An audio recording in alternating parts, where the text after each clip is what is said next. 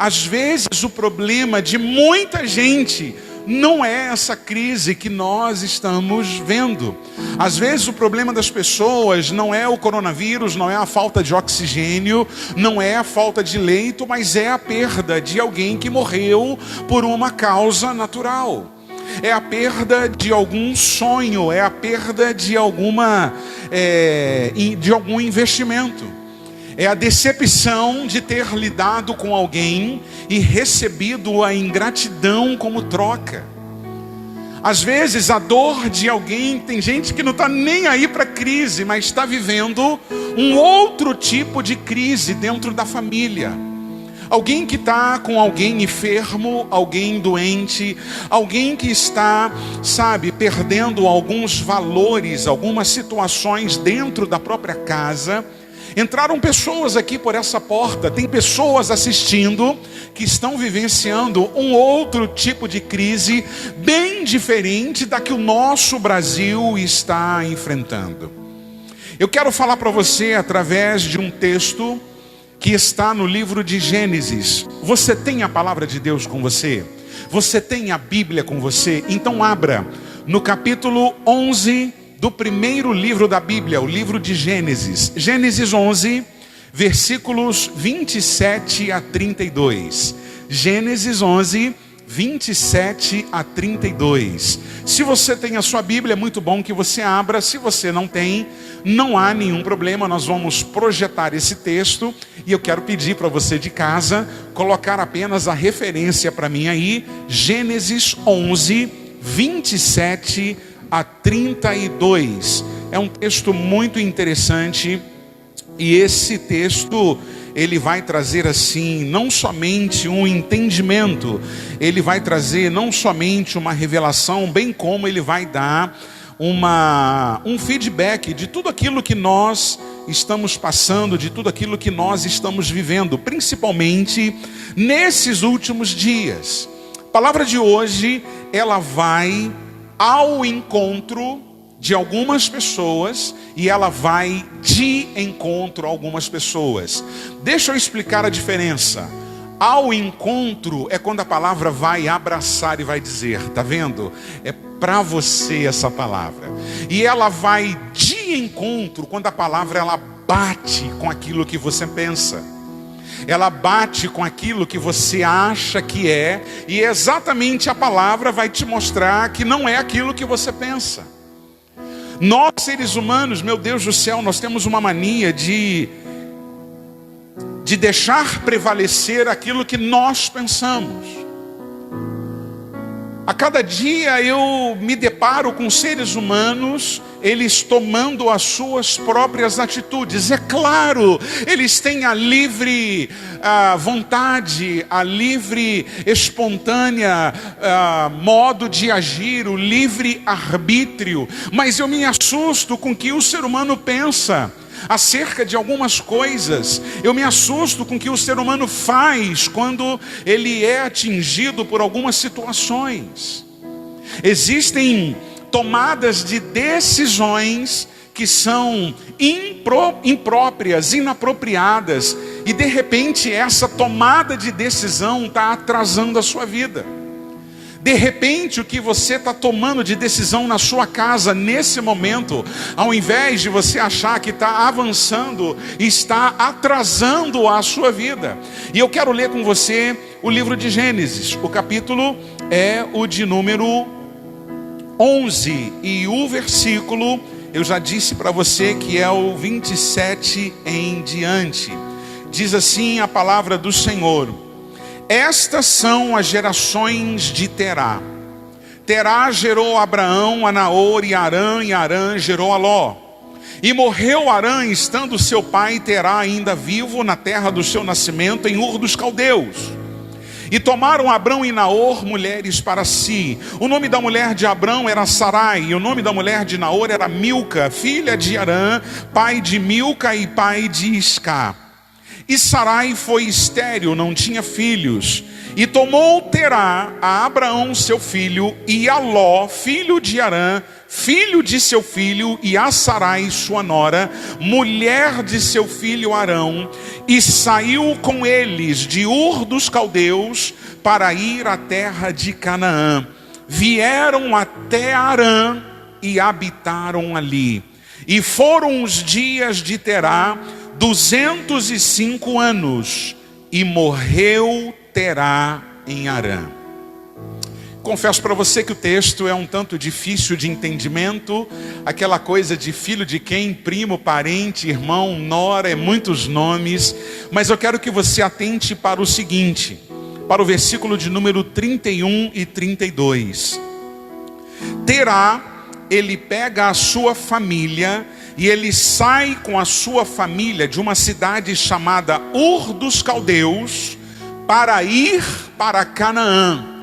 E ele para numa cidade até chamada Arã. Eu quero chamar a sua atenção que ele estava indo para um lugar e ele para em outro. Repita comigo, ele estava, mais forte, ele estava indo para um lugar e ele para em outro.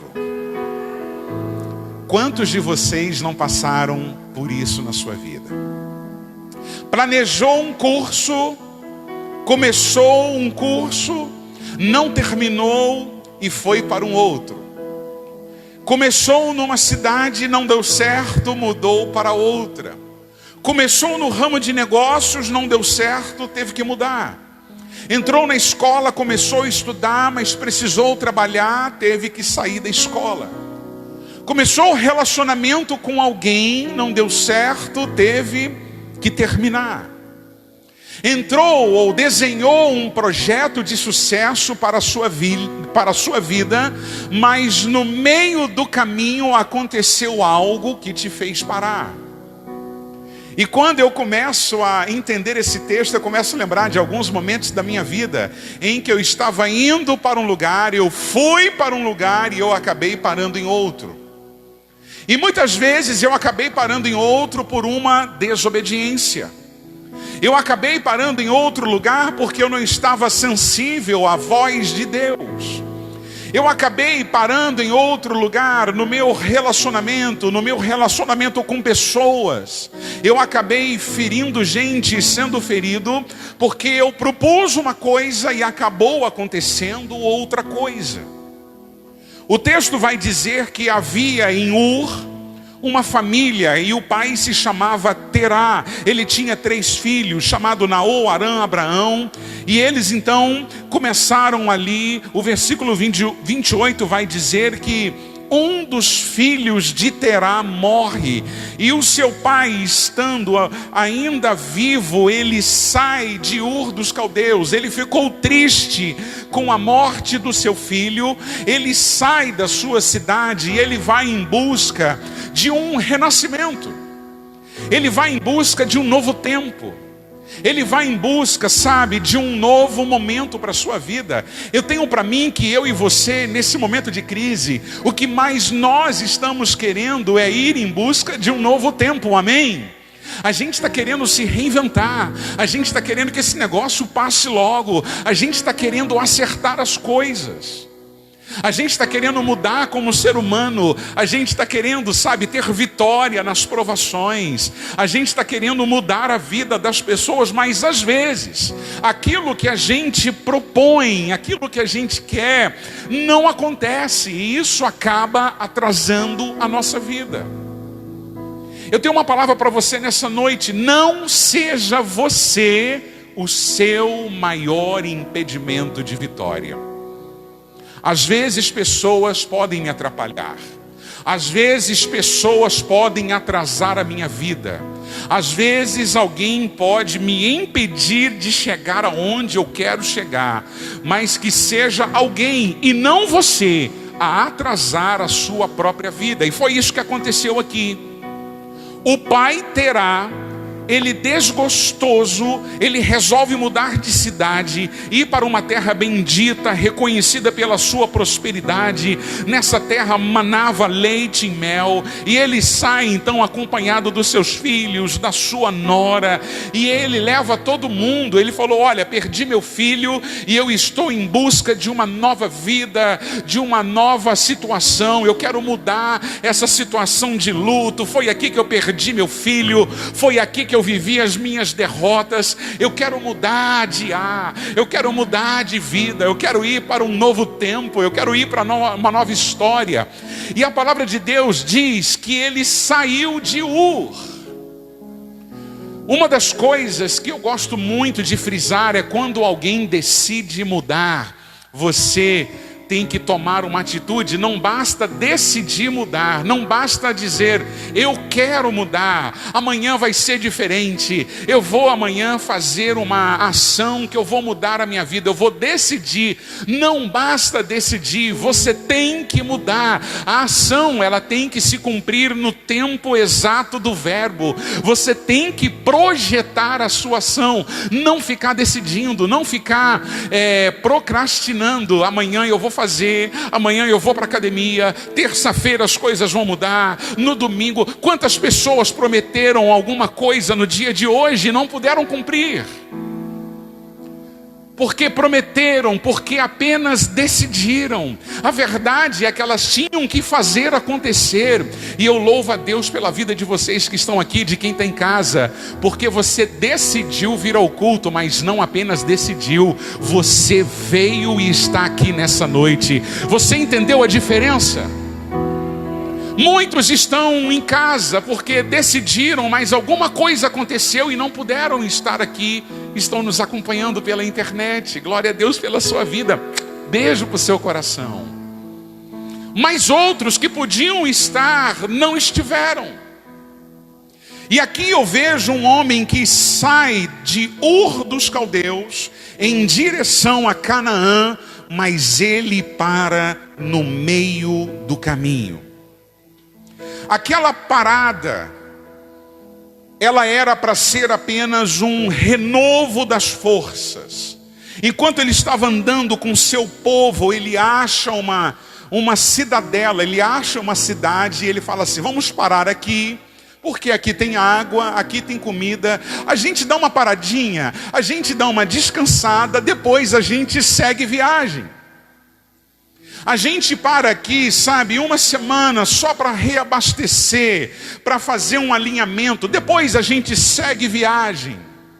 Mas o que ele não sabia é que ele virou refém daquela cidade, ele virou refém daquele sentimento de luto, ele virou refém daquele sentimento de dor. Eu quero mostrar para vocês aqui 3 partes. A primeira é Ur dos Caldeus. Aqui ele habitava, aqui ele teve decepções. Então ele decide sair e ele sai. E ele para no meio do caminho nessa cidadela. Mas o destino dele era Canaã. Mas quando ele para ali, ele para com a intenção de descansar. Às vezes nós nos cansamos. Às vezes os líderes se cansam, as ovelhas se cansam. Às vezes os médicos se cansam. Às vezes as pessoas se cansam. É tanta tentativa. Às vezes as mães se cansam. Os pais se cansam. São tantas tentativas, são tantas frustrações que uma hora não aguenta mais e se cansa. E aí tem que parar para tomar uma água, tem que parar para dar uma pensada, tem que parar para analisar o que você está fazendo com a sua vida.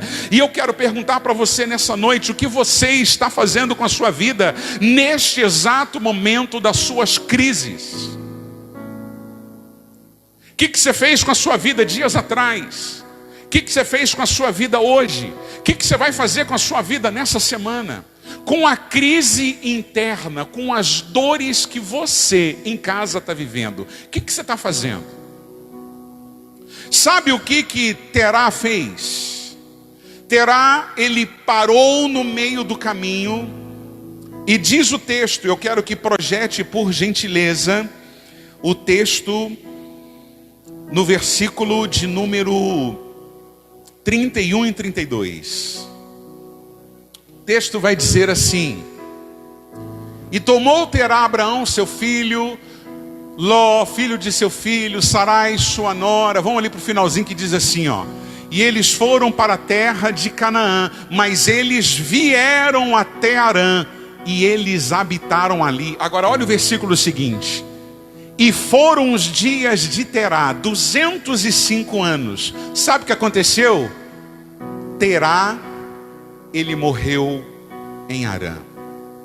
Pastor, o que isso significa? Não entendi muito bem. Ele morreu antes de chegar na terra prometida. Ele morreu no meio do caminho. E não somente ele morreu, como ele parou a vida de todos aqueles que estavam ao seu redor. A pior coisa, já não basta você parar a sua vida, mas o pior é quando você para a vida de alguém. É quando você trava alguém, é quando você para uma família, é quando alguém te causa dor, e essa dor para todo mundo. Eu não estou dizendo para você sofrer sozinho, mas muitas das vezes as famílias não avançam, não progridem, porque elas acabam afetando. A dor de uma pessoa afeta todo mundo. Por isso nesta igreja nós temos um ministério para a família. Por isso nessa igreja nós temos um ministério de células. Por isso nessa igreja nós temos um ministério, sabe, casados para sempre. Porque nós queremos abençoar a todos, jovens, crianças. Nesse exato momento nós temos um culto para crianças, para que elas não sejam paradas também pelos seus pais. Nesse exato momento elas estão aprendendo, e eu gostaria muito que você, pai, que você, mãe, perguntasse aos seus filhos o que eles estão aprendendo na escolinha. Eles estão aprendendo a te dar um abraço nos seus momentos mais difíceis. Eles estão aprendendo a chamar você, pai e mãe, para orarem antes de dormir. Veja bem, uma criança te ensinando isso era para ser ao contrário, mas aqui nesse ministério nós começamos a ensinar as crianças a te lembrar que não é na dor que você vai morrer, que a sua maior crise existe uma criança te chamando para orar e ministrando a esperança sobre a sua vida. Existem crianças aqui dizendo: não pare no meio do caminho. É o tema da mensagem dessa noite. Segundo o texto que nós acabamos de ler, fica implícito que Abraão, ele parou no meio do caminho, ou seja, o versículo 31 disse que ele morreu ali naquele lugar. Antigamente as pessoas viviam mais anos, e ele morreu com 205. Havia saúde naquele tempo. Mas ele morreu em Harã. Ele morreu antes da promessa. Ele morreu antes de conquistar o seu sonho. E eu não gostaria nessa noite que você morresse no meio do caminho. Você não foi criado para parar agora, nesse momento da sua vida. Deus, ele derrama vida sobre a sua vida. Existem sonhos na sua vida que precisam ser concretizados. Existem bênçãos que vão ainda acontecer na sua vida. Muita coisa nova ainda vai cair sobre a sua vida. Não é tempo de você parar agora. Não é tempo de você ficar no meio do caminho. Ei, você em casa, não é tempo de parar. A parada é necessária. A gente para quando faz uma viagem longa. A gente escolhe até paradas, né? Eu gosto de, quando eu vou para o Rio, parar ali num lugar bacana, que tem um banheiro legal, que oferece um cafezinho de graça. A gente para tomar um suco. A gente para dar uma respirada. A gente para ir ao banheiro. Mas é apenas uma parada. A viagem, ela continua. O problema é que tem gente querendo parar. E se não bastasse apenas parar a sua vida, está parando a vida de outros. Deus não te projetou para ficar no meio do caminho. E eu queria te falar nessa noite quais são os motivos que fazem uma pessoa a querer parar. O primeiro motivo é um cansaço. Um dos motivos pelos quais nós podemos parar no meio do caminho é o cansaço. O trabalho. os problemas da vida, as situações inesperadas, o estresse, tudo isso gera um cansaço físico, um cansaço emocional, problema, dificuldade, e a gente precisa separar um tempo de descanso em nossas vidas, para a gente estar com Deus, para a gente se renovar em Deus, com a nossa família, com os nossos amigos, com os nossos irmãos. Querido, procure um tempo para você estar com um amigo nessa semana. Eu recebi um vídeo muito emocionante. Pode ser o último abraço, pode ser o último beijo, pode ser o último café. Então, querido, prepare tempo, separe tempo você na tua casa para abraçar o teu filho, a tua filha, para dizer eu te amo, mas não pare no meio do caminho. Não deixe que o cansaço ele te faça parar, porque Deus tem estrada contigo.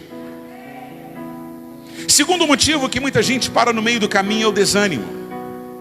Na maioria das vezes o desânimo é o resultado da perda do foco. Nós começamos a olhar demais as circunstâncias. Nós olhamos para os problemas, muito mais para os problemas do que para o propósito. Há um propósito.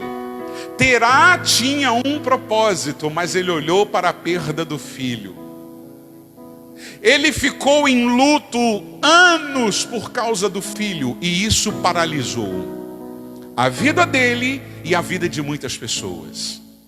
Terá, ele sentiu a dor por causa de uma pessoa, tá bom, nós temos que sentir a dor, nós temos empatia, mas espera lá, a vida não para só porque alguém morre, a vida continua, porque Deus tem cuidado dos seus, Deus tem preparado lugar para mim, para você, Deus tem um destino para mim, para você, e o destino que Deus preparou não é no meio do caminho, o que Deus preparou é avançar, é ir adiante, é vencer, é caminhar, é olhar para os montes e receber o socorro e continuar a jornada. Deus está falando com gente aqui que está querendo parar no meio do caminho. E muita gente para por causa do desânimo. Sabe, eu vejo aqui Terá, ele olhou demais para a dor do passado. E quando nós olhamos para o passado, preste atenção nisso, nós acabamos envenenando o presente. O que aconteceu comigo lá no passado, a quantidade de mimimi, a quantidade de coisas do passado que você traz para o presente, te paralisa, te impede de avançar. Nessa noite Deus manda te dizer: deixa o passado para trás, eis que faço um novo termo contigo. O passado fica para trás, eis que tudo se faz novo.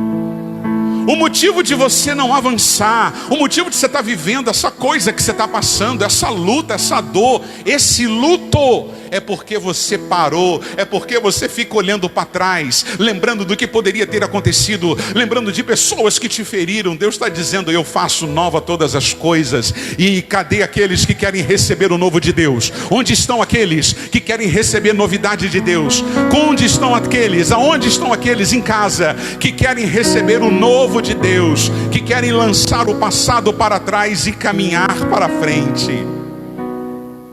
Então anima-te, deixa o passado para trás. Há um tempo de luto, há um tempo de luta. Respeite o luto, mas não pare no meio do caminho. Terceiro motivo que muita gente para no meio do caminho: incredulidade. Talvez a pior razão pela qual paramos no meio do caminho seja a incredulidade. A incredulidade é o motivo pelo qual você que está em casa pode ver muita gente para no meio do caminho. Gente, o povo no deserto, ele não alcançou a terra prometida porque eles duvidaram das promessas de Deus. Se você ler o Velho Testamento, uma hora eles estavam adorando a Deus, em outro momento eles estavam adorando a outros deuses, a outras divindades dos senhores. A Ele a honra, a glória para todos sempre, amém. Aplauda o nome dEle.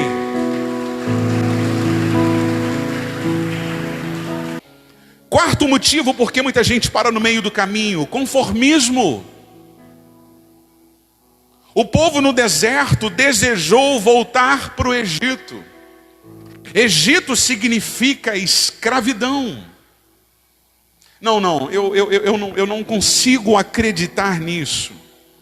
Alguém que já pisou no Santo dos Santos, querer viver em outro lugar.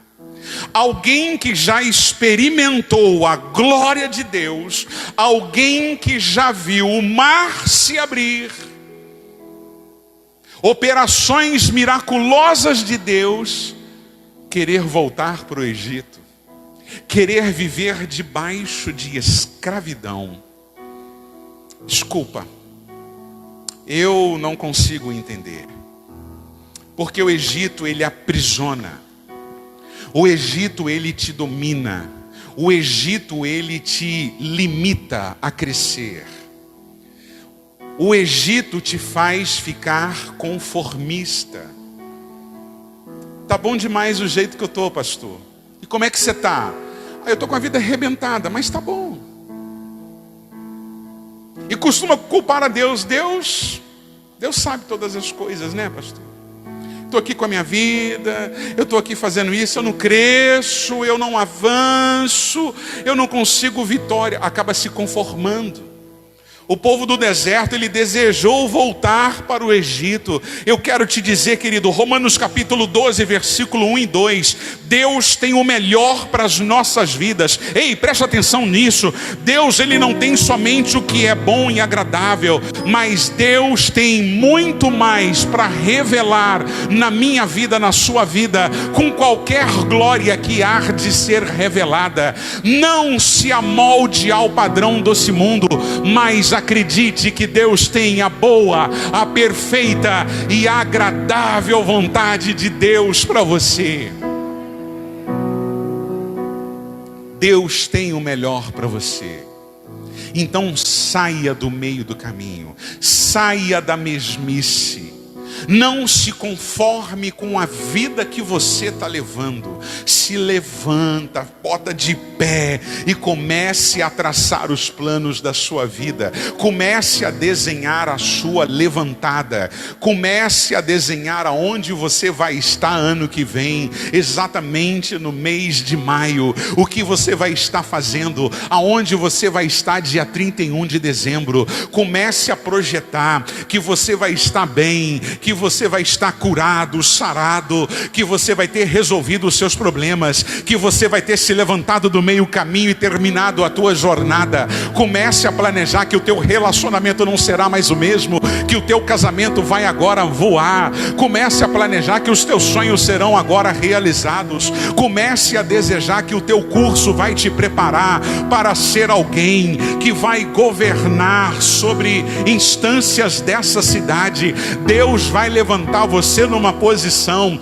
e nós teremos o prazer de ter você como ovelha dessa igreja, e Deus vai te levantar, e você vai honrar a tua igreja, vai honrar o teu Senhor, e vai honrar aqueles que estão ao teu redor, porque Deus levanta e Deus abate.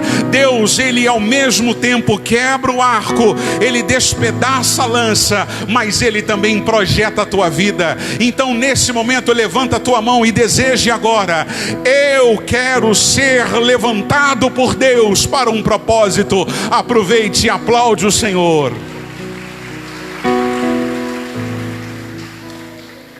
Qual é a última coisa que nos faz parar no meio do caminho? Eu quero repetir, até agora a primeira coisa foi o cansaço. Tem muita gente que para porque está cansado. Eu quero te dizer que Deus vai te dar um renovo. Isaías 40, versículo 29 diz: dá força ao cansado, você vai receber força. Segunda coisa, porque muita gente para no meio do caminho, desânimo. Terceira coisa, incredulidade. Tem gente que não acredita totalmente no poder de Deus.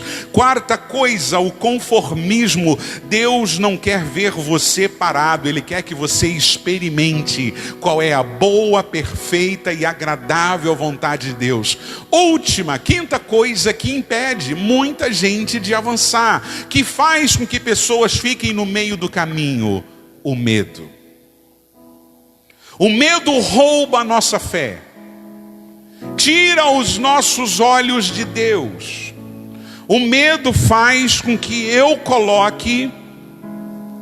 tire os olhos de Deus e eu coloque nas circunstâncias. E deixa eu perguntar para você em casa, quais são as circunstâncias que estão acontecendo com você? O que é que está acontecendo agora na tua casa, no teu bairro, na tua cidade, no teu estado, no teu país? Existem circunstâncias acontecendo. Tem gente nesse momento que está com um familiar doente. Tem gente nesse momento que está com uma filha que fugiu de casa. Tem gente nesse momento que acabou de perder o pai porque se divorciaram. Tem gente nesse momento que acabou de perder um negócio, quebrou, faliu. São circunstâncias da vida. E tem gente que está com problema de pessoas alcoólatras, pessoas com drogas, e não sabe como agir, e isso nos causa medo. O medo rouba a nossa fé. O medo, ele impediu Israel de entrar na terra prometida por causa dos gigantes. Lembra daquela história? Eles foram olhar a terra prometida e falaram assim: não, lá tem gigantes e eu não estou preparado para lutar. O medo impediu o apóstolo Pedro de ir até Jesus nas águas. Jesus estava fora do barco e ele falou assim: quem é que está aí? E Jesus falou: sou eu, Pedro. Jesus, não tenha medo. E Pedro disse: se é o Senhor, manda-me ir até aí. E o Senhor disse: vem. E Pedro então ele começa a andar sobre as águas. É como se ele começasse a andar aqui sobre as águas. E ele começou a andar sobre as águas, porque a ordem do Senhor é sobrenatural. O Senhor faz o sobrenatural acontecer. O natural seria o primeiro passo de Pedro e ele afundar, mas como a ordem era de Jesus, Pedro andou sobre as águas. E os outros discípulos ficaram, sabe gente, assustados. Olha, é Pedro, ele está andando nas águas. Meu Deus, é Pedro. E dependendo de uma hora para outra, de repente Pedro, ele tira o foco de Jesus. Ele olha para as circunstâncias e ele sente medo.